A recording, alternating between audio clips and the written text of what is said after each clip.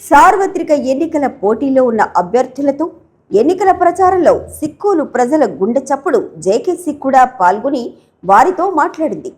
ఎన్నికల్లో గెలుపు అవకాశాలకు ఆయా పార్టీలు చేస్తున్న ప్రచారం, తమకు తమ పార్టీని విశ్వసించి ఓటేస్తే నియోజకవర్గాన్ని ఏ విధంగా అభివృద్ధి చేస్తామనే ప్రణాళికలు, గుర్తించిన సమస్యలతో పాటు ఇంతవరకు చేసిన అభివృద్ధి, ఇలా పలు అంశాలపై వారి అభిప్రాయాలను జేకేసీ తెలుసుకునే ప్రయత్నం చేసింది. ఆత్మగౌరవంతో, ఆత్మాభిమానంతో తలెత్తుకుని ప్రజలు జీవించేలా రాజ్యాంగం ఆదేశిక సూత్రాలకు అనుగుణంగా ప్రతి పౌరునికి ప్రభుత్వ సంక్షేమ ఫలాలు ఒక్క రూపాయి అవినీతి లేకుండా నేరుగా అందించిన ప్రభుత్వం వైకాపా మాత్రమే. దేశంలో ఏ ఒక్క రాష్ట్రంలోనూ ఇలాంటి ప్రయత్నం జరగలేదు. అందుకే మీ ఇంట్లో మంచి జరిగితేనే మా ప్రభుత్వానికి మద్దతుగా నిలిచి మరోసారి గెలిపించండి అడిగే సాహసం మా నేత జగన్మోహన్ రెడ్డితో పాటు మేము చేస్తున్నాం. జిల్లాతో పాటు నియోజకవర్గ అభివృద్ధికి స్పష్టమైన శాశ్వత పనులు కొన్ని చేపట్టాం. రానున్న రోజుల్లో వాటిని పూర్తి చేసి ప్రజలకు అంకితమిస్తాం అంటున్న ధర్మాన ఎంతో అనుభవమైన రాజకీయ నేతగా అటు జిల్లాలోనూ ఇటు రాష్ట్రంలోనూ గుర్తింపు పొందారు. ఒక్కసారి ఆయన రాజకీయ జీవితం పరిశీలిస్తే శ్రీకాకుళం అసెంబ్లీ నియోజకవర్గం నుంచి వైఎస్ఆర్ కాంగ్రెస్ పార్టీ తరపున రెవెన్యూ మంత్రి ధర్మాన ప్రసాదరావు పోటీ చేస్తున్నారు. ఈయన 9వసారి బరిలో నిలుస్తున్నారు. పోలాకి మండలం మబుగాం సర్పంచ్గా రాజకీయ జీవితం ప్రారంభించిన ధర్మాన స్థానిక సంస్థల్లో పోలాకి ఎంపీపీగా పనిచేశారు. 1985లో తొలిసారి అసెంబ్లీకి పోటీ చేసి ఓటమి పాలైన ధర్మాన 1989లో గెలుపొందారు. 1994లో ఓటమి చవి చూసినప్పటికీ 1999లో నరసన్నపేట ఎమ్మెల్యేగా తిరిగి గెలుపొందారు. ఇక శ్రీకాకుళం నియోజకవర్గం ఎమ్మెల్యేగా 2004, 2009లో గెలుపొందిన ధర్మాన 2014లో ఓటమి చెందారు. తిరిగి 2019లో గెలుపొందారు. 4 దశాబ్దాలకు పైగా రాజకీయ చరిత్ర ఉన్న ధర్మాన ప్రస్థానంలో 15 ఏళ్ల పాటు వివిధ శాఖల మంత్రిగా కీలక బాధ్యతలు నిర్వర్తించారు. 25 ఏళ్ల పాటు శాసనసభ్యునిగా పనిచేసిన చరిత్ర ధర్మాన సొంతం. ఇప్పుడు 2024 ఎన్నికల్లో 9వసారి శ్రీకాకుళం నియోజకవర్గ అసెంబ్లీ బరిలో ఉన్నారు. ఎన్నికల ప్రచారంలో ఉన్న ధర్మాలను జేకేసీ పలుకరించింది. ప్రజా జీవితంలో స్పష్టమైన హామీ ప్రజలకు ఇవ్వటంతో పాటు వాటిని తూచా తప్పకుండా అమలు చేయడం ద్వారా అటు నాయకునిపైన ఇటు ప్రభుత్వం పైన విశ్వాసం, విశ్వసనీయత ప్రజల్లో పెరుగుతుందని వైకాపా అధినేత జగన్మోహన్ రెడ్డి ఇచ్చిన మేనిఫెస్టో పవిత్రంగా భావించి వాటిని అమలు చేశామన్నారు. ఇక విపక్షాల మేనిఫెస్టోను ఆ కూటమిలో ఉన్నవారి అంగీకరించే పరిస్థితి లేదన్నారు. విశ్వసనీయత కోల్పోయినప్పుడు ఎన్ని కూటములు జతికట్టినా ప్రజలు ఆదరించరన్నారు. శ్రీకాకుళం నియోజకవర్గంలోని గ్రామీణ ప్రాంతాల్లో సాగునీరు, తాగునీటిని పూర్తిగా అందించే ప్రక్రియ రానున్న రోజుల్లో మరింత వేగవంతం చేస్తామన్నారు. ఇక సమగ్ర కలెక్టరేట్తో పాటు కోడిరామూర్తి స్టేడియం కొద్ది నెలల్లోనే పూర్తి చేసి అందుబాటులోకి తెస్తామన్నారు. విజ్ఞులైన ప్రజలతో పాటు ఆలోచన పరులు, ప్రభుత్వ సంక్షేమం ద్వారా లబ్ధి పొందిన వారంతా విశ్వసనీయతకు, విలువలకు అండగా నిలవాలని, రానున్న ఎన్నికల్లో వైకాపా అభ్యర్థులందరికీ విజయం అందించాలని ధర్మాన విజ్ఞప్తి చేశారు. మీ నియోజకవర్గంలో అభివృద్ధి ఏం జరిగింది? సహజంగా మన ప్రజాస్వామ్యంలో రాజకీయ పార్టీలు ఇచ్చినటువంటి మేనిఫెస్టోల మీద విశ్వాసం సన్నగిలిపోయింది. అది ఎన్నికల నాడు చెప్పే ఒక తొంతే తప్ప ఈ విధానాలకి ఎన్నికలైన తర్వాత కట్టుబడి ఉండడం లేదు అనేటువంటి భావన ప్రజల్లో నెలకొనడం వల్లనే ఆ మేనిఫెస్టోది సీరియస్గా తీసుకునేటువంటి సందర్భం వచ్చింది. అలాంటి పరిస్థితుల్లో 2019లో వచ్చినటువంటి వైఎస్ఆర్ పార్టీ ఎన్నికలకు ముందు విడుదల చేసినటువంటి మేనిఫెస్టోకి పూర్తిగా కట్టుబడి 100% అది అమలు చేసింది. అమలు చేయడం వల్ల ప్రజల్లో చాలా కాన్ఫిడెన్స్ పెరిగింది, క్రెడిబిలిటీ, లీడర్షిప్ పెరిగింది. ఈయన ఏం చెప్తే చేస్తాడు, కట్టుబడి ఉంటాడు, ఈ రాజకీయ పార్టీ కట్టుబడి ఉంటుంది అన్నటువంటి భావన ప్రజల్లో వచ్చింది. సో అదే ఈనాడు మళ్ళీ మా పాలన చూసి ఓటేయండి, మేము అమలు చేసిన కార్యక్రమాలు చూసి ఓటేయండి, మా మీద విశ్వాసం ఉంటే ఓటేయండి అని చెప్పడానికి ప్రధానమైన కారణం అది. ఇక అలా చెప్పడం అని అంటే చెప్పడంలోనే ఒక సిగ్నల్ ఉంది, అన్ని కుటుంబాలకి మంచి చేశాము అని. దేశంలో ఉండేటువంటి ఒక అధికార పార్టీలు అంటే రాజకీయాన్ని చేజిక్కించుకున్న రాజకీయ పార్టీలు, అధికారాన్ని చేజిక్కించుకున్న రాజకీయ పార్టీలు అధికారం వచ్చిన తర్వాత వారు ప్రాంతాలకు, కులాలకు, మతాలకు, గ్రామంలో స్వేచ్ఛగా ఇతరులు రాజకీయ పార్టీలకి అన్వయించి పరిపాలన, కక్ష సాధింపు చర్యలు ఇవన్నీ జరుగుతూ ఉండేవి పూర్వం. ఈనాడు ఈ పరిపాలనలో దానికి భిన్నమైనటువంటి పాలన సాగింది. ఒక వర్గాన్ని చేయడం కానీ, ఒక మతం కులమని చేయడం కానీ లేదు. మా వ్యతిరేకులైనటువంటి వారు వీరు మొన్న మాకు ఓటు వేయలేదు, ఇప్పుడు వెయ్యరు అని ప్రభుత్వం అమలు చేస్తున్న సంక్షేమ కార్యక్రమాలన్నీ వాళ్ళకి నిరాకరించడం జరగలే. ఇది దేశంలో ఇట్లాంటి సాంప్రదాయం మొదటిసారి 100కి 100 అమలు చేసినటువంటి పార్టీ వైఎస్ఆర్ పార్టీ. దానివల్ల ఏమొచ్చిందనంటే ఈ పద్ధతిని అనుభవించినటువంటి పౌరులు పథకం కంటే అందుకునే గౌరవం చాలా గొప్పగా ఉంది. ఉదాహరణకు వాళ్ళు ఏ గ్రామంలో ఒక అధికార పార్టీలో ఉండేటువంటి వారికి సలాం కొట్టక్కర్లేదు, ఒక అధికారికి లంచం ఇవ్వక్కర్లేదు, అతను స్వేచ్ఛగా అతని నిర్ణయాల్ని ప్రకటించుకున్న ప్రభుత్వ పాలన, అతని ప్రయోజనాలు అనేవి ఎక్కడ దెబ్బతినవు. ఇలాంటి వాతావరణంలో మొదటిసారి చూశారు ఈ రాష్ట్రంలో. ఈ రాష్ట్రంలో, దేశంలో కూడా ఇది మొదటిసారి ఈ రాష్ట్ర ప్రభుత్వం చేసినటువంటి పాలన. అందుకే నేను ఎప్పుడు చెప్తూ ఉంటాను, so dignity is more important than wealth అని అంటాం. ఆ డిగ్నిటీయే ముఖ్యం. ఆ డిగ్నిటీ ఇప్పుడు ఇందులోనే వచ్చింది. దానివలన పౌరులు ఏంటి, అసలు చంద్రబాబు విమర్శించలేకపోయినాడు కదా. టైటిలింగ్ యాక్ట్ అని అవాస్తవాలను చెప్పడానికి తయారైపోతున్నాడు, కానీ ఈ రాజకీయ పార్టీ కక్షాదింపు చేసిందని చెప్పలేకపోతున్నాడు.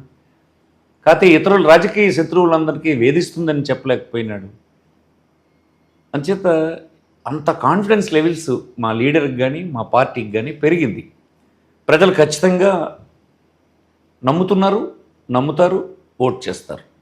చేశామన్నది మాకు తెలుసు కనుక మీ కుటుంబానికి మేలు జరిగితేనే మాకు సహాయం చేయండి, ఈ పార్టీని, ఈ ప్రభుత్వాన్ని మళ్ళీ ఆహ్వానించండి అని చెప్పగలుస్తున్నాం. దానికి కారణం ఇంకోటి చూస్తే, ఇప్పుడు క్రెడిబిలిటీ ఉన్నటువంటి మేనిఫెస్టో మళ్ళీ అతను రిలీజ్ చేశాడు. చంద్రబాబు విడుదల చేసిన మేనిఫెస్టోలో అతను దొంగ అని తెలిసిపోయింది. అమలుకు సాధ్యం కానటువంటి మేనిఫెస్టోని జనం ముందు పెట్టాడు. పెడితే వారితో కలిసి పనిచేస్తున్న రాజకీయ పార్టీ అయినటువంటి బీజేపీయే మా పేరు దీని మీద ఉండకూడదు, మా ఫోటో దీని మీద ఉండకూడదు, మాకు దీంతో సంబంధం లేదు, ఇది ప్రాక్టికల్గా సాధ్యం కాదు, మీరు మోసగించే పని చేస్తున్నారు, ఆ మలినం మాకు అంటించొద్దని చెప్పి తిరస్కరించినారు. అంచేత ఒకవైపు చాలా క్రెడిబిలిటీ ఉన్నటువంటి మేనిఫెస్టో, ఒకవైపు అపనమ్మకాలతో అసత్యాలతో తయారు చేసింది రాజకీయ పార్టీ, కలిసి ఉన్న రాజకీయ పార్టీలు ఒప్పుకొని పరిస్థితి ఉంటే మరి ప్రజలు ఎలాంటి తీర్పిస్తారో మనం ముందే ఊహించవచ్చు. మీరు గుర్తించిన సమస్యలు, వాటి పరిష్కారానికి ప్రణాళిక ఏంటి? నెక్స్ట్ రూరల్ ఏరియాకి సంబంధించి ఏం చేస్తామంటే, వేసవ కాలంలో కూడా వంశధార నీరు తెచ్చే కార్యక్రమం ప్లాన్ చేశాం. గొట్టా బ్యారేజ్ వద్ద లిఫ్ట్ పెట్టి రిజర్వాయర్ని నింపి ఆరుతడి పంటలకు జాన్యువరి తర్వాత మే వరకు నీరిచ్చే కార్యక్రమాన్ని ప్లాన్ చేస్తున్నాం. అది నెక్స్ట్ 5 years.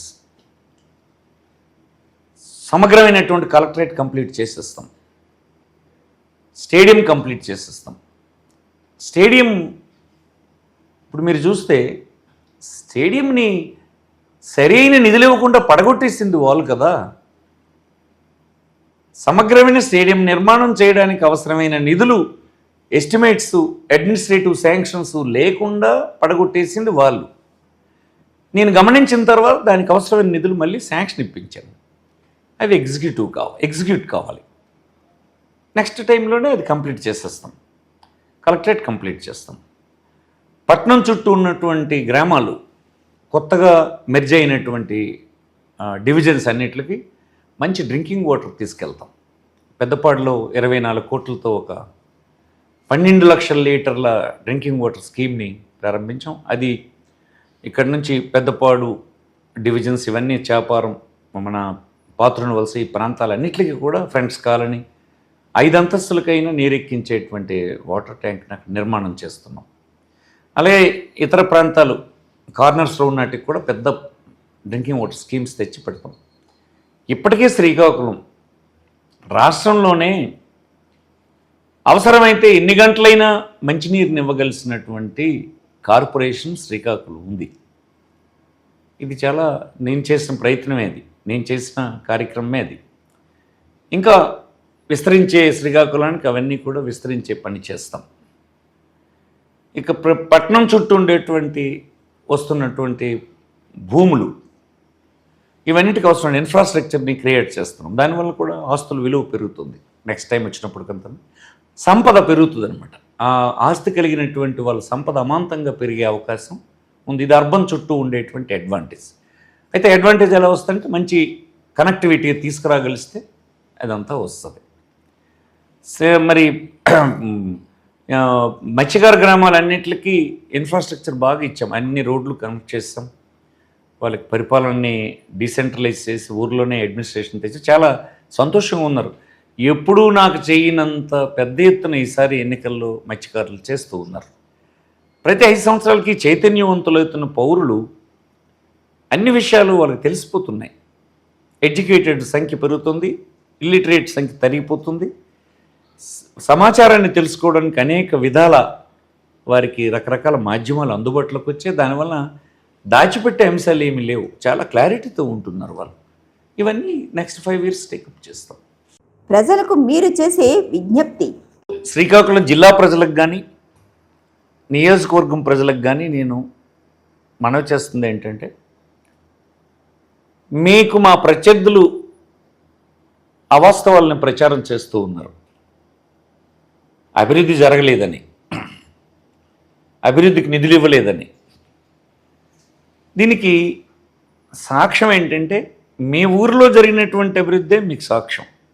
ఒక గ్రామాన్ని యూనిట్గా చేశాం. అభివృద్ధి అంటే నిర్వచనం తెలియనటువంటి వాళ్ళు అభివృద్ధి గురించి మాట్లాడుతున్నారు. అభివృద్ధి ప్రభావం ప్రజల జీవన ప్రమాణాల మీద ఉండాలి. భౌతికంగా కనిపించేదే అభివృద్ధి కాదు. భౌతికంగా కనిపించే అభివృద్ధి వలన ప్రజల జీవన ప్రమాణాలు పెరిగినప్పుడు ఇది నిజమైన అభివృద్ధి. దానికి అవసరమైనటువంటి మెడికల్ అండ్ హెల్త్ అంటే ఆరోగ్యము, వైద్యం, న్యూట్రిషియస్ ఫుడ్ అంటే మంచి ఆహారం, ఎడ్యుకేషన్, షెల్టర్ మేము ఇవ్వగలిసాం. 31 లక్షల స్థలాలు ఇచ్చాం. మంచి స్కూల్స్ నిర్మాణం చేసాం. హాస్పిటల్స్ నిర్మాణం చేసి ప్రతి ఇంటికి డాక్టర్ వచ్చే స్థితికి తీసుకొచ్చాం. మంచి మెడిసిన్స్ అందుబాటులోకి తెచ్చాం. ఇది రియల్ అభివృద్ధి. వాళ్ళ ఇంటి ముందే కనిపిస్తుంది ఆ స్కూల్, ఇంటి ముందే కనిపిస్తుంది ఒక అడ్మినిస్ట్రేటివ్ కార్యాలయం, సెక్రటేరియట్. ఇట్లా వారు ఎదురుగా కనిపిస్తున్న అభివృద్ధి వారి ప్రమాణాలను విపరీతంగా పెంచింది. లేదని చెప్తారు ప్రత్యర్థులు. అలాంటి వారికి అసలు అభివృద్ధి అంటే ఏంటో కూడా నిర్వచనం కూడా తెలియదని నా అభిప్రాయం. కాకపోతే రాజకీయాల్లో అసత్యాలు చెప్పి కొంతకాలం నెగ్గుకు రావచ్చు అని అనుకుంటారు. కానీ ఇప్పుడు సాధ్యం కాదు. అది సమాజం చాలా చైతన్యవంతంగా ఉంది. తర్వాత పౌరులు హానెస్ట్ గవర్నమెంట్ని కోరుకుంటున్నారు. హానెస్ట్ పీపుల్ కావాలని కూడా, రిప్రజెంటేటివ్స్ కావాలని కూడా కోరుకుంటున్నారు. ఇది మంచి సైన్ దేశంలో. దేశమంతా ఈ ట్రెండ్ నడుస్తుంది. హానెస్ట్ పీపుల్ రాజకీయాల్లో ఉండాలని, హానెస్ట్ రాజకీయ పార్టీలు కూడా రావాలని,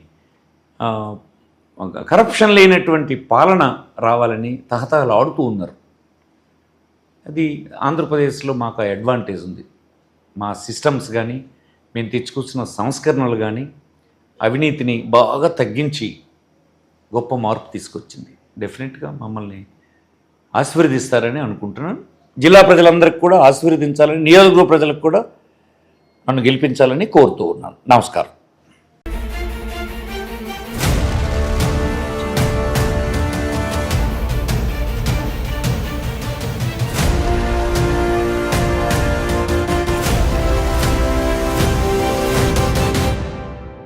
గొండు శంకర్ తన రాజకీయ జీవితంలో తొలిసారిగా శ్రీకాకుళం అసెంబ్లీ నియోజకవర్గం నుంచి ఈ సార్వత్రిక ఎన్నికల్లో టీడీపీ, బీజేపీ, జనసేన కూటమి అభ్యర్థిగా గొండు శంకర్ పోటీ చేస్తున్నారు. ఈయన రాజకీయ చరిత్ర పరిశీలిస్తే సింగుపురం ఎంపీటీసీగా పనిచేశారు. ప్రస్తుతం కిష్టపపేట సర్పంచ్గా బాధ్యతలు నిర్వహిస్తున్న శంకర్ సర్పంచుల సంఘం జిల్లా అధ్యక్షునిగా ఉన్నారు. శంకర్ తండ్రి గొండు జగపతి శ్రీకాకుళం రూరల్ ఎంపీపీగా పనిచేశారు. గతంలో సర్పంచ్గా, ఎంపీటీసీగా పనిచేసిన అనుభవం ఉన్న వీరి కుటుంబంలో శంకర్ సతీమణి స్వాతి, తల్లి కళావతి స్థానిక సంస్థల్లో పలు పదవులు నిర్వహించారు. ఎన్నికల ప్రచారంలో ఉన్న శంకర్ను జేకేసీ పలుకరించింది. సర్పంచ్ స్థాయి నుంచి గ్రామ స్థాయి రాజకీయాలు, ప్రజల అవసరాల పట్ల తనకు పూర్తి అవగాహన ఉందని శ్రీకాకుళం అసెంబ్లీ నియోజకవర్గ టీడీపీ అభ్యర్థి గొండు శంకర్ పేర్కొన్నారు. కొన్ని దశాబ్దాలుగా తమ కుటుంబం టీడీపీకి చేసిన సేవలను గుర్తించి యువకునిగా తనకు టీడీపీ అధినేత చంద్రబాబు నాయుడు అవకాశం ఇచ్చారన్నారు. శ్రీకాకుళం నియోజకవర్గంలో ముఖ్యమైన సాగునీటి, తాగునీటి పనులు గడిచిన 5 ఏళ్లలో పాలకుల నిర్లక్ష్యం చేశారని, వాటిని నెరవేర్చడమే తన ప్రథమ కర్తవ్యమన్నారు. శ్రీకాకుళం మున్సిపాలిటీ కార్పొరేషన్ స్థాయికి ఎదిగిందే తప్ప వసతుల కల్పనలో వెనుకబడి ఉందన్నారు. శ్రీకాకుళం కార్పొరేషన్కు కొన్నేళ్లుగా ఎన్నికలు నిర్వహించకపోవటం అభివృద్ధి కుంటుపడుతోందని, తనకు ప్రజలు అవకాశం కల్పిస్తే తమ ప్రభుత్వం ఏర్పడిన వెంటనే కార్పొరేషన్ ఎన్నికలు నిర్వహించేందుకు కృషి చేస్తానన్నారు. రోడ్ల విస్తరణ, అండర్ గ్రౌండ్ డ్రైనేజీ, మౌలిక వసతులతో పాటు పలు గ్రామాల్లో శ్మశానాలకు రహదారులు లేకపోవటం వంటి సమస్యల పరిష్కారానికి తాను ఎల్లప్పుడూ సేవకునిగా అందుబాటులో ఉంటానని శంకర్ తెలిపారు. రానున్న ఎన్నికల్లో సైకిల్ గుర్తుపై ఓటు వేసి గెలిపించాలని ప్రజలను అభ్యర్థించారు. ఎన్నికల ప్రచారంలో ప్రజల స్పందన ఏ విధంగా ఉంది? ప్రజల నుండి వస్తున్న అనూహ్య స్పందన, అలాగే మేము డోర్ టు డోర్ వెళ్తున్నప్పుడు ప్రజలు మాకు పడుతున్న నీరాజనాలను చూస్తే తప్పకుండా చంద్రబాబు నాయుడు గారిని ముఖ్యమంత్రి చేయాలని కూటమి ఆధ్వర్యంలో, అలాగే మన రాష్ట్ర భవిష్యత్తుని, మనందరి భవిష్యత్తుని, రాష్ట్ర అభివృద్ధిని చేసుకోవాలని ప్రజలందరూ ఎదురు చూస్తున్నారని అనిపిస్తుంది. మీ నియోజకవర్గంలో అభివృద్ధి ఏం జరిగింది? ఇప్పుడు మత్స్యకారులు అని చనిపోయిన వాళ్ళని కాదు, అంటే ప్రజలు ఎదుర్కొంటున్న ప్రాబ్లమ్స్, ఒక వ్యక్తి కుటుంబంలో చనిపోతే వాళ్ళు ఎదుర్కొంటున్న సమస్యలన్నీ నేను చూస్తున్నాను కనుక అది ఒకటి. అలాగే బాగులేని వాళ్ళ కోసం అంబులెన్స్, అలాగే నేను ఏదైతే ఇప్పుడు మీకు చెప్పానో ఫేజర్ బాక్సులని, ఇవన్నీ వాటర్ ట్యాంక్ అని త్రాగునీరు కోసం. అయితే ఇప్పుడు నియోజకవర్గంలో నేను ముఖ్యంగా కలిగి తిరిగినప్పుడు ఎదుర్కొన్న సమస్యలు ఏంటంటే ప్రధానంగా సాగునీటి సమస్య ఉంది. 2 మండలాల్లో శివారు గ్రామాలకు నీరు వెళ్ళని పరిస్థితి ఉంది. సో ప్రతి సంవత్సరం పూడికి తీస్తే దీనికి సరిపోద్ది. ఈ బాధ్యత నేను పూర్తిగా తీసుకొని ప్రతి ఎకరాకు నీరు అందిస్తాను. నెంబర్ 1. నెంబర్ 2, త్రాగునీరు సమస్య ఉంది. అలాగే నైరా కానీ, సాలిహొండం, ఇక్కడ నాగావల్లో వాటర్ స్కీమ్స్ ఉన్నప్పుడు కూడా ఓఎండ్ఎంకి సకాలంలో బిల్లులు చెల్లించగా ఈ ప్రభుత్వం అది కుంటుపడిపోయి చాలా గ్రామాలకి నీరు వెళ్ళని పరిస్థితి. ఇప్పుడే గొడగల వీధి వెళ్ళాను, అక్కడ నీటి సమస్య ఉందని వాళ్ళందరూ గోల పెడుతున్నారు. ఇక్కడే నాగావల్ నది పెట్టుకొని కూడా మనకి ఎందుకు ఈ సమస్య అంటే దీనిపైన చిత్తశుద్ధి లేదు ఎవరికి. అలాంటి దానిపైన నేను దృష్టి పెట్టి త్రాగునీరు సమస్య ఒకటి చేస్తాను. నెంబర్ 3, మనకి డ్రైనేజ్ వ్యవస్థ అధ్వాన స్థితిలో ఉంది పట్టణంలో. ఏ వాడకి వెళ్ళినా, ఏ సందులోకి వెళ్ళినా, ఏ గల్లీలోకి వెళ్ళినా మురికి నీరు తాండవిస్తుంది, జబ్బులు వస్తున్నాయి, డెంగ్యూ ఫీవర్స్ వస్తున్నాయి. దీన్ని పూర్తి గతిన స్టడీ చేసి అండర్ గ్రౌండ్ డ్రైనేజ్ సిస్టమ్ పెట్టి ఈ మురికి నీరుని శుద్ధి చేసే ప్లాంట్ని మధ్యలో ఆపేశారు. ఈ ప్రభుత్వం ఏమీ చేయలేదు. దాన్ని మళ్ళీ పూర్తి చేసి ఈ శుద్ధి చేసిన నీరుని నదిలో విడిచిపెట్టేటట్టు ఈ అండర్ గ్రౌండ్ డ్రైనేజ్ సిస్టమ్ని టౌన్లో డెవలప్ చేస్తూ శివార కాలనీస్ ఏవైనా ఉన్నాయో వాటన్నిటికి కూడా డ్రైనేజ్ వ్యవస్థ కూడా ఏర్పాటు చేస్తాను. నెంబర్ 4, ఏదైతే ఇప్పుడు మనకు ట్రాఫిక్ సమస్య ప్రధానంగా ఉంది ఇక్కడ శ్రీకాకుళంలో, దీన్ని ఇచ్చేయాలంటే కళింగపట్నం పాలకొండ శ్రీకాకుళం పాలకొండ రోడ్డు ఏదైతే ఉందో దాన్ని ఎన్హెచ్ కింద కన్వర్ట్ చేసి బైపాస్ వేసినట్లయితే అది ఒక సగం మనకి అవుటర్ రింగ్ రోడ్డు కింద యాక్ట్ అవుతుంది. ఆల్రెడీ ఎన్హెచ్ఏ ఉంది, ఇంకో పక్క కూడా రింగ్ రోడ్ లాగా ఫార్మేషన్ చేసి మొత్తం ట్రాఫిక్ సమస్యని అధిగమించాలనేది అదొక ఎజెండా. ఇక నెంబర్ 5, ఏదైతే ఇప్పుడు మనకి స్టేడియం ఉందో పిల్లలు ఆడుకోవడానికి ప్రపంచ ఖ్యాతి గాడించిన క్రీడాకారులు కూడా వెళ్ళిన కోటిరామూర్తి స్టేడియంలో ఈరోజు అది దయనీయ పరిస్థితిలో ఉంది. దాన్ని వీలైనంత తొందరగా పూర్తి చేసి ఆ స్టేడియంను కూడా క్రీడాకారులకు అందుబాటులోకి తేవాలని కూడా నేను అనుకుంటున్నాను. మీరు గుర్తించిన సమస్యలు, వాటి పరిష్కారానికి ప్రణాళిక ఏంటి? సూపర్ 6 అంటే చాలా ఉన్నాయి. అందులో మొదటిది ఇంటిగ్రేటెడ్ కలెక్టరేట్. దాన్ని అలాగే ఉండిపోయింది. దాన్ని వీలైనంత తొందరగా పూర్తి చేసి జిల్లా ప్రజలకి అలాగే నియోజకవర్గం ప్రజలకి పరిపాలన సౌలభ్యంగా ఉండేటట్టు అది అందుబాటులోకి తెస్తాను. నెంబర్ 2, ప్రపంచ క్రీడాకారులు అందించినటువంటి కోటిరామూర్తి స్టేడియం, ఆయన ఆత్మకి శాంతి కూడా ఉండదు, అలాగ చేశారు దాన్ని. ఆ స్టేడియంని నేను అందుబాటులోకి తీసుకొచ్చి పట్టణ ప్రజలకి, నియోజకవర్గ ప్రజలకి, క్రీడాకారులకి అలాగే క్రీడలన్నిటికి ఉపయోగపడే విధంగా దాన్ని వీలైనంత తొందరగా అది నేను తెప్పిస్తాను. నెక్స్ట్ 3వది, మన ఏదైతే రోడ్డు ఉందో, మన ఆమ్దాల వలస వెళ్ళే రోడ్డు ఉందో, ఆ రోడ్డుని వీలైనంత వరకు free flow of traffic without any accidents లేకుండా సేఫ్ జోన్లో ప్రజలు వెళ్ళే విధంగా దాన్ని అందుబాటులోకి తెచ్చి త్వరితగతిన ఆ పనులు పూర్తి చేయడానికి నేను పూర్తి బాధ్యత తీసుకుంటా. ఇక 4వది అంశం ఏంటంటే మోస్ట్ ఇంపార్టెంట్, మున్సిపాలిటీ ఎలక్షన్స్. గతంలో మున్సిపాలిటీ ఎలక్షన్స్ ఏవో కోర్టు కేసులు వేసి అదేసి ఇదేసి ప్రభుత్వం తనుచుకుంటే, ఒక మంత్రిగా ఈయన తనుచుకుని ఉంటే ఏదో విధంగా కోర్టు కేసులను తొలగించి అడ్డంకులన్నీ తొలగించి ఎలక్షన్స్ పెట్టించవచ్చు. ఇప్పుడు మన వెనక తిన్న కార్యకర్తలుగానే ఉండాలా, వాళ్ళని నాయకులుగా మనం చేయొద్దా? ఆ బాధ్యత మనం తీసుకోవాలి కదా. వాళ్ళందరినీ కార్పొరేటర్గా చేసినందువల్ల మనకి జరిగే బెనిఫిట్ ఏంటంటే ప్రజలు, కామన్ మ్యాన్ అనేది కార్పొరేటర్ వద్దకు వెళ్తాడు. కార్పొరేటర్కి రెస్పాన్సిబిలిటీ ఉంటుంది, ఆయన బాధ్యత ఆయనకి ఉంటుంది కనుక ఆయన ఒక ఎలక్టెడ్ మెంబర్గా ఆయన ఒక బాధ్యుడు కనుక ఆయన్ని మనం ఏదైనా ప్రజలు వెళ్ళి కనీస అవసరాలు, మౌలిక వస్తువులు ఏ ఉన్నాయో ఇమీడియట్గా శ్రీకాకుళంలో పట్టణంలో చేసుకోవచ్చు. లో వోల్టేజ్ సమస్య ఉంది, వాటర్ సమస్య ఉంది, మురుగునీటి సమస్య ఉంది. ఏ సందులోకి వెళ్ళినా, ఏ వీధిలోకి వెళ్ళినా మురికి కాలువ అలాగ స్టాక్ అయ్యి ఉంటుంది. ఇవన్నీ పరిపాలనా విధానం, పరిపాలనా విభాగం అంటూ ఉంటే ఈ సమస్యలన్నీ తొలగిపోతాయి. అలాగే సంక్షేమ పథకాలు కూడా రాకపోతే డైరెక్ట్ కమిషనర్కో ఎవరికో కలిసే బదులు ఒక కార్పొరేటర్ పీపుల్ రిప్రజెంటేటివ్ ఉండాలి. అలాగే మన కాడ పనిచేసే కార్యకర్తలను కూడా వాళ్ళకి నాయకులుగా వాళ్ళకి బాధ్యతలు అప్పచెప్పాలి. అందుకు నేను ఈ 4వ అంశం కింద పూర్తి బాధ్యత తీసుకొని రానున్న మా ప్రభుత్వం వచ్చిన 3 నెలల నుండి 6 నెలలు మ్యాక్సిమం 1 ఇయర్ లోపల ఈ ఎలక్షన్ పెట్టించి తీరి ప్రజలందరికీ సౌలభ్యం చేసే బాధ్యత తీసుకుంటా.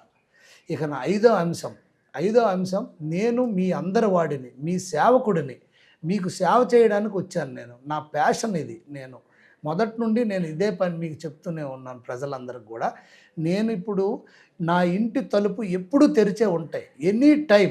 అర్ధరాత్రి పిలిచినా నేను మీ ఇంటి ముందుకు వచ్చేస్తా. అర్ధరాత్రి మీరు నా ఇంటి తలుపు తెరవచ్చు, డైరెక్ట్ మీరే నా ఇంటి డోర్ కొట్టివచ్చు. ఇంకా మధ్యలో నాకు ఎవ్వరూ ఉండరు, ఏ అడ్డంకులు ఉండవు.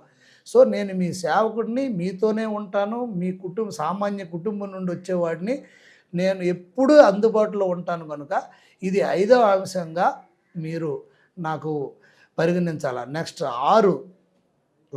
6వది, ఇప్పుడు నియోజకవర్గం విషయానికి వస్తే మబగాం గారా కలిపే బ్రిడ్జ్ ఉంది, అది ఇంతవరకు పూర్తి కాని పరిస్థితి. అలాగే అమరవల్లి కలింగపట్నం ఎత్తిపోతల పథకం, అది ఇంతవరకు కలవని పరిస్థితి, అది పూర్తి అవ్వలేదు.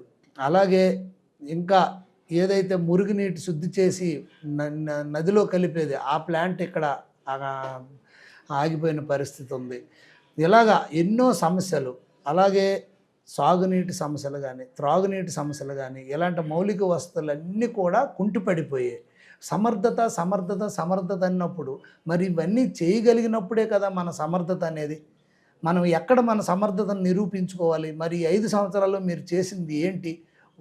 ఒక్కటంటే ఒక్కటి, ఏదో పథకాలు ఇచ్చాము, బటన్ నొక్కాము, ప్రజలు అడిగితే మీకు పథకాలు ఇచ్చాము, ఇంకా డెవలప్మెంట్ ఎలా చేయడం అనేది, ఎదురుదాడి చేయడం అనేది కరెక్ట్ కాదు ప్రజాస్వామ్యంలో. మీకు ఓటు ఎందుకు వెయ్యాలి? నాకే ఎందుకు ఓటు వేయాలంటే, నేను యువకుడిని, నాకు పార్టీ కూడా గుర్తించే అవకాశం ఇచ్చింది. మేము సుదీర్ఘకాలంగా పంచాయతీ వ్యవస్థలో మేము రాజకీయంలో ఉన్నాము. తరువాత ప్రజాస్వామ్యంలో ఎప్పుడూ ఒకరికే ఉండకూడదు. అది కూడా అయిష్టతతో ఇంట్రెస్ట్ లేని వాళ్ళని బలవంతంగా గెలిపించాల్సిన అవసరం ఏంటి? స్వయంగా నా ప్రత్యర్థి ఆయనే చెప్పారు నోటితో, నాకు ఇంట్రెస్ట్ లేదు, జగన్మోహన్ రెడ్డి గారు చెప్పినందువల్లే నేను చేశానని. అలాంటి కంటే నేను ఇంకొక 20 ఏళ్ళు మీకు నేను సర్వీస్ ఇస్తాను అని చెప్తున్నాను. ఆయన ఇది నా లాస్ట్ అంటున్నారు. నేను 20 ఏళ్ళు ఇంకా మీకు ఇస్తానన్నప్పుడు నేను ఎంతో జాగ్రత్తగా విజన్తో ఒక నియోజకవర్గ అభివృద్ధి విషయంలో కానీ, సంక్షేమ పథకాల విషయంలో కానీ, యోగక్షేమాల విషయంలో కానీ నేను జాగ్రత్తగా నేను వర్క్ చేస్తాను. అలాగే యువకుడిని, నాకు ఒక అవకాశం ఉంది, నాకు చెయ్యాలనే తపన ఉంది. నేను గతంలో కూడా ప్రజలకి ఎంతో సర్వీస్ చేసి ఉన్నాను కనుక ఇప్పుడు ఆయన కూడా పంచాయతీరాజ్ వ్యవస్థ నుండి వచ్చి సర్పంచ్ నుండి వచ్చారు. నేను కూడా అలాగే వచ్చాను, ఒక సర్పంచ్గా వచ్చాను. సుదీర్ఘకాలంగా మాకు కూడా రాజకీయ అనుభవం ఉంది కనుక నాకు సమస్యలన్నిటిపైన ఒక అవగాహన ఉంది. అలాగే సమర్థత అనేది ఇప్పుడు 30 సంవత్సరాల అతను కూడా జిల్లా కలెక్టర్గా అవుతున్నాడు అంటే దాని పరిస్థితి ఏంటి? దీనికి మనకు సమర్థత అవసరం, అంతేగాని దీనికి వయసా లేకపోతే ఎక్స్పీరియన్సా? ఎక్స్పీరియన్స్ అనేది ఉండొచ్చు, కానీ వయసు లేకపోతే ఏదో అలా కాదు. దీన్ని ప్రజాస్వామ్యంలో ప్రతి ఒక్కరికి ప్రజా సమస్యల పట్ల కానీ, నియోజకవర్గ సమస్య పట్ల కానీ, అభివృద్ధి ఎలా చేయాలనే దాని మీద ఒక అవగాహన, సమర్థత ఉండాలా అనేది అవసరం. ఆ సమర్థత నాకు పరిపూర్ణంగా ఉంది కనుక నాకే ఓటు వేయాలి ఈసారి నియోజకవర్గ ప్రజలు. ఎందుకంటే విసిగి వేసారిపోయారు. గత 5 సంవత్సరాలుగా పూర్తిగా టోటల్గా ఈయన అసమర్థత వల్ల పూర్తిగా ఫెయిల్ అయిపోయింది. ఎటువంటి పని చేయలేదు. అది ఎందుకు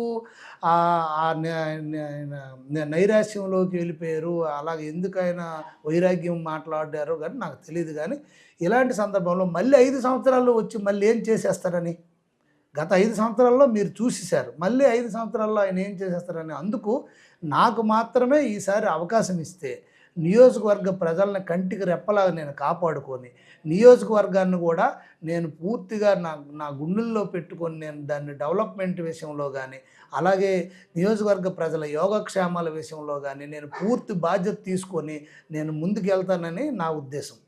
ప్రజలకు మీరు చేసే విజ్ఞప్తి. శ్రీకాకుళం నియోజకవర్గ ప్రజలందరికీ నమస్కారం.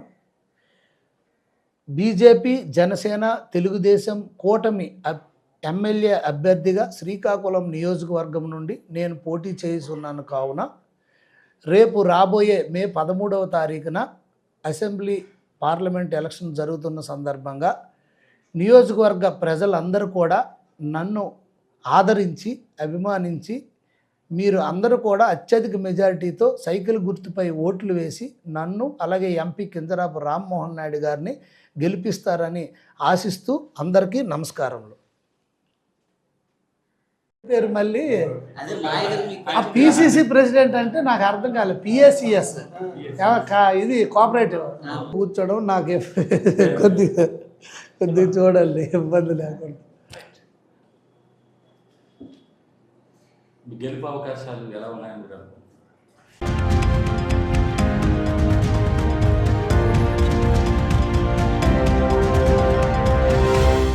Please subscribe, like, share and comment on JKC Media.